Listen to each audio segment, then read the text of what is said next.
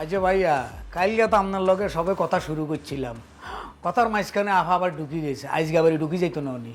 না, আজকে আর আসবে না।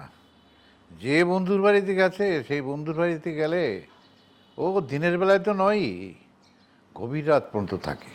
হিয়া গভীর রাইতে হাতে নেই হিয়ানো কি আরে? এই আনন্দ ফুর্তি করে আর কি।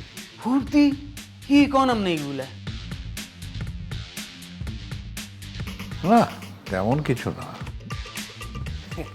আচ্ছা ভাইয়া, এই যে আমরা ভিডিওতে দেখি আফা আপনারে আদর যত্ন করে খাওয়াই দেয়, শেভ করাই দেয়, মাথা আশ্রয় দেয়, আদর করে, এগুলা কি হাসা হাসা করে নাকি ফেক?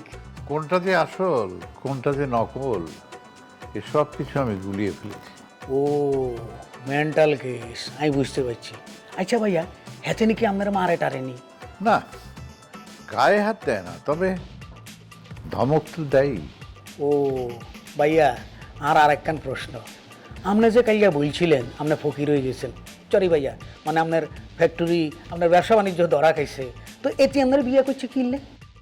হ্যাঁ হ্যাঁ, দেখো, হাতি মরে গেলেও লাখ টাকা, একটা কথা আছে না।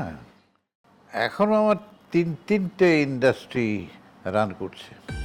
ওখান থেকে যে টাকা আসে তা দিয়ে 7 পুরুষ নিশ্চিন্তে খেতে পারবো। ও এবার আমি বুঝতে পারছি, মানুষ কিনলে হেতির লুবি কয়, হেতি টিয়ার লোভে ওকে বুড়া বাড়ারে বিয়ে করছে। সরি ভাইয়া, আমরা তো বুড়ানো, আপনি এবার গ্রিন।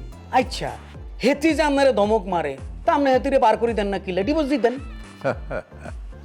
তুমি এত বোঝো, কিন্তু কোর্ট কাছারি বোঝো, শিশু আর নারী নির্যাতন মামলা বোঝো? না ভাইয়া, আমি কখনো মামলা খাই না, আমি বুঝি না। আমি কি এই বয়সে ওই কোর্ট কাছারিতে গিয়ে বসে থাকবো আর দৌড়াদৌড়ি করবো?